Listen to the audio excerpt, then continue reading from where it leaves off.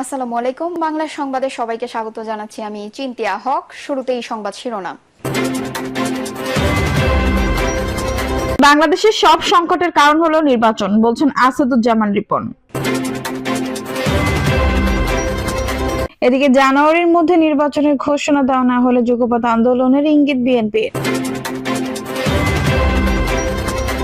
জানাবো দুর্নীতিগ্রস্ত লুটেরা মাফিয়া দল যাতে দেশে আর ফেরত না আসতে পারে, বলছেন হাফিজ। এবং সর্বশেষ জানাবো আসন্ন রমজানে বেশি দামে পণ্য কিনতে চায় না, বলছে জামায়াত। দর্শক শুনছিলেন সংবাদ শিরোনাম, এখন বিস্তারিত। বাংলাদেশের সব সংকটের কারণ হলো নির্বাচন, বলছেন আসাদুজ্জামান রিপন। বিএনপির ভাইস চেয়ারম্যান আসাদুজ্জামান রিপন বলেছেন, ইতিহাসের সবচেয়ে দুর্বলতম সরকার হচ্ছে বর্তমান অন্তর্বর্তী সরকার। একটা দুর্বল সরকার রাষ্ট্র ক্ষমতায় থাকলে দেশের স্বাধীনতা সার্বভৌমত্ব বিপন্ন হতে পারে, হাসিনা আইন শৃঙ্খলা পরিস্থিতির অবনতি হতে পারে, অর্থনৈতিক বিশৃঙ্খলা দেখা দিতে পারে। এগুলো ঠিক করার জন্য একটি নির্বাচিত সরকার প্রয়োজন। তিনি বলেন, 2025 সালের মধ্যে নির্বাচন দেওয়ার ব্যবস্থা করতে হবে। বাংলাদেশের সব সংকটের কারণ হলো নির্বাচন। অন্তর্বর্তী সরকারকে উদ্দেশ্য করে আসাদুজ্জামান রিপন বলেন, সরকার সংস্কারের কথা বলে কিন্তু সরকার এরই মধ্যে সংস্কারের 3টি গুরুত্বপূর্ণ ধাপ মিস করেছে। নির্বাচন কমিশন পুনর্গঠন করার ক্ষেত্রে সংস্কারের যে উদ্যোগ সেটা তারা ভুল করেছে। নির্বাচনের কোনো তারিখ দেননি, কিন্তু নির্বাচন কমিশন গঠন করে বসলেন। অথচ নির্বাচন কমিশন সংক্রান্ত কোনো সংস্কারের রিপোর্টই আসেনি। 31 তারিখ দুর্নীতি দমন কমিশন নিয়ে আলোচনা হওয়ার প্রথম রিপোর্টে পেশ করার কথা ছিল, কিন্তু রিপোর্ট পেশ করার আগেই সরকার দুর্নীতি দমন কমিশন গঠন করে বসলেন। নির্বাচন বিচার বিভাগে 30 জন বিচারপতি নিয়োগ করে বসলেন। শেখ হাসিনা যে পদ্ধতিতে বিচারক নিয়োগ করেছেন, ঠিক সেইভাবেই এই সরকার বিচারক নিয়োগ করেছেন। আমরা চেয়েছিলাম সরকারের সংস্কারের মধ্য দিয়ে বিচারক নিয়োগের প্রক্রিয়া তৈরি হবে, কিন্তু সরকার সেটি করেনি। সরকার মুখে সংস্কারের কথা বলছেন, কিন্তু দৃশ্যমানভাবে সরকার তরফ থেকে সংস্কারের কোনো উদ্যোগ আমরা দেখতে পাইনি।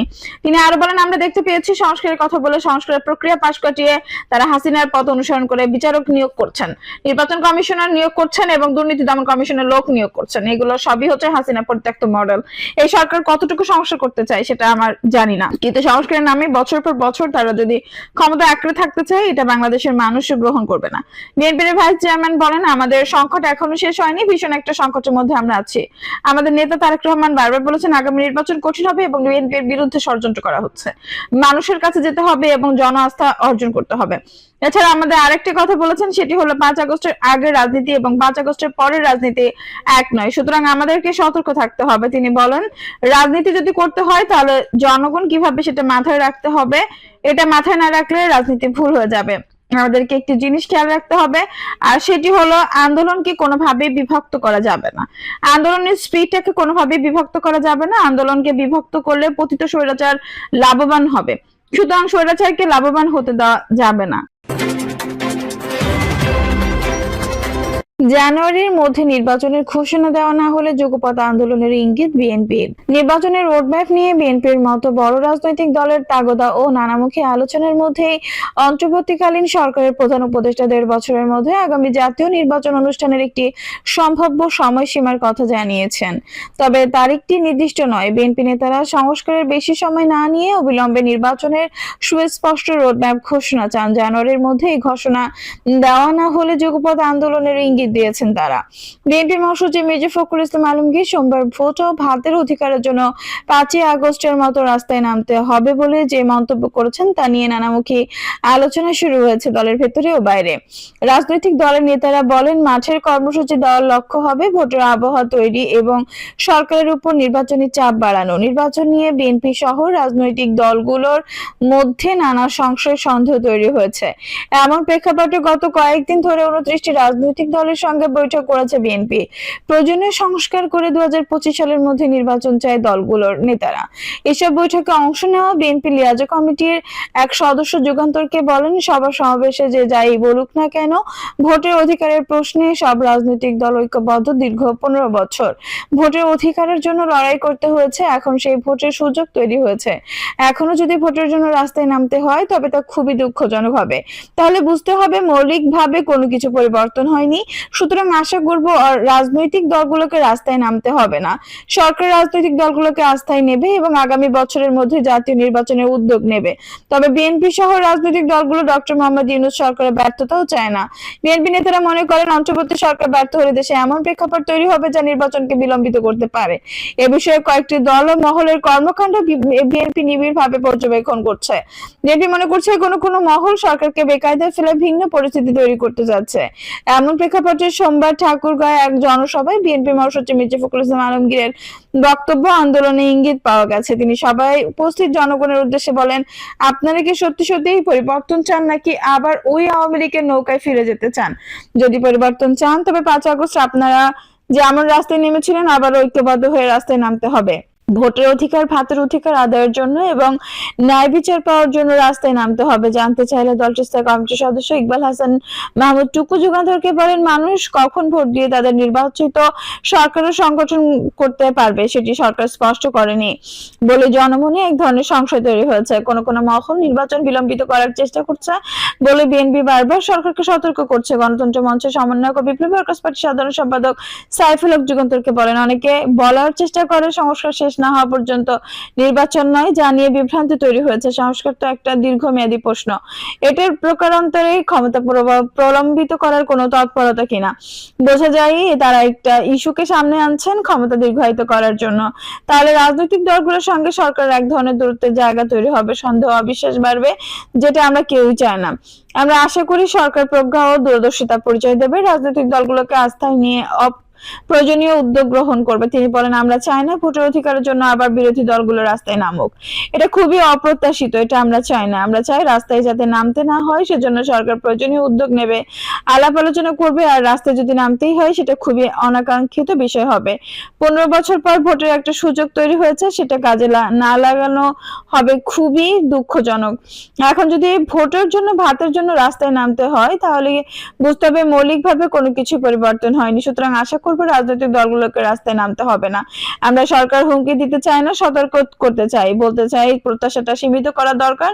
উচ্চাভিলাষী রাজনৈতিক প্রকল্প না নিয়ে যেটা অর্জনযোগ্য, সবাই মিলে একমত হওয়া যাবে এমন পদক্ষেপ নেবে রাজনৈতিক দলগুলোকে আস্থায় নেবে। সরকার আগামী বছরের মধ্যে জাতীয় নির্বাচনের উদ্যোগ নেবে এই প্রত্যাশা ব্যক্ত করেন তিনি। সাইফুল হক বলেন, নির্বাচন কমিশনে বলেছে তাই নির্বাচন করার জন্য প্রস্তুত। এখন সরকার নির্বাচন কমিশনকে বলবে যে 2025 সালের মধ্যে জাতীয় নির্বাচনটা সম্পন্ন করতে চায়। এই নির্দেশনা গেলে নির্বাচন কমিশন সেভাবে ভোটার তালিকা হালনাগাদ থেকে শুরু করে প্রয়োজনীয় কাজগুলো সম্পন্ন করবে। পুরো প্রস্তুতিটা 5 থেকে 6 মাসের ব্যাপার। সবকিছু শেষ করে তারা আগামী মে-জুন মাসের মধ্যে নির্বাচনের শিডিউল ঘোষণা করতে পারেন।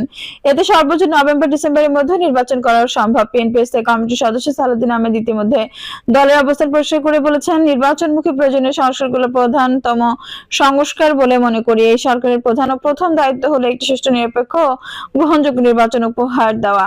আর সেজন্য কিছু আইনি সংস্কার, প্রাতিষ্ঠানিক সংস্কার ও মাঠের সংস্কার দরকার আছে। আমরা পর্যবেক্ষণ ও বিশ্লেষণ করে দেখেছি এই ক্ষেত্রে সংস্কারের 4 থেকে 6 মাসের বেশি সময় লাগার কথা নয়। সুতরাং অন্তর্বর্তী সরকারের প্রতি আহ্বান, জনগণ গণতন্ত্রের পথে আমরা যেন কোনো কৌশল নিয়োগ না করি। ভোটের জন্য সবাই অপেক্ষা করছে, তাই যত দ্রুত সম্ভব নির্বাচনমুখী প্রয়োজনীয় সংস্কার সেরে ভোটের আয়োজন করতে হবে। দুর্নীতিগ্রস্ত লুটেরা মাফিয়া দল যাতে দেশে আর ফেরত না আসতে পারে, বলছেন হাফিজ। বিএনপি জাতীয় স্থায়ী কমিটির সদস্য মেজর হাফিজউদ্দিন আহমেদ বীর বিক্রম বলেছেন, বিখ্যাত স্বৈরাচার মাফিয়া নেত্রী শেখ হাসিনা যেভাবে বাংলাদেশের প্রত্যেকটি প্রতিষ্ঠানকে ধ্বংস করে দিয়েছে, এর সংস্কার করা প্রকৃতপক্ষে একটি কঠিন কাজ। এই কঠিন কাজটি যদি জনগণ সমর্থন দেয় তাহলে জনগণের সমর্থন নিয়ে বিএনপিকেই করতে হবে। তিনি বলেন, গত 17 বছর ধরে আওয়ামী লীগ স্বৈরাচারের দুঃশাসনের জন্য আজকে তাদের যে কঠিন পরিণতি হয়েছে, এই পরিণতির জন্য আমরা তাদেরকে শাস্তি দেইনি। তাদের শাস্তি আল্লাহর তরফ থেকে এসেছে, গজব পড়েছে তাদের উপর। সুতরাং আমাদের দায়িত্ব হলো দুর্নীতিগ্রস্ত লুটেরা মাফিয়া দল যাতে বাংলাদেশে আর ফেরত না আসতে পারে। তিনি বলেন, শহীদ প্রেসিডেন্ট জিয়াউর রহমান ও আমাদের প্রাণপ্রিয় নেত্রী বেগম খালেদা জিয়া যখন দেশের দায়িত্বে ছিলেন তখন কিন্তু দেশের ক্রীড়াঙ্গনে কোনো দলীয় ও রাজনীতিকরণ ছিল না। তখন মাঠের যারা ক্রীড়া সংগঠন ও খেলোয়াড় ছিল তাদেরকে নিয়ে ক্রীড়াঙ্গন গড়ে তোলার কারণে বিশ্ব মানচিত্রে বাংলাদেশের সাফল্য আমরা দেখেছি। আসন্ন রমজানে বেশি দামে পণ্য কিনতে চাই না বলছেন জামায়াত। অন্তর্বর্তী সরকারের উদ্দেশ্যে জামায়াত ইসলামীর কেন্দ্রীয় নির্বাহী পরিষদ সদস্য ঢাকা মহানগর উত্তরের আমির মোহাম্মদ সেলিম উদ্দিন বলেছেন, ভয়ের কোনো কারণ নেই, বরং দেশে 18 কোটি মানুষ আপনাদের সঙ্গে আছে। তাই কারো মুখের দিকে না তাকিয়ে নির্ভয়ে চাঁদাবাজি সহ দেশের সব ধরনের অপরাধ প্রবণতা কঠোর হাতে দমন করতে হবে।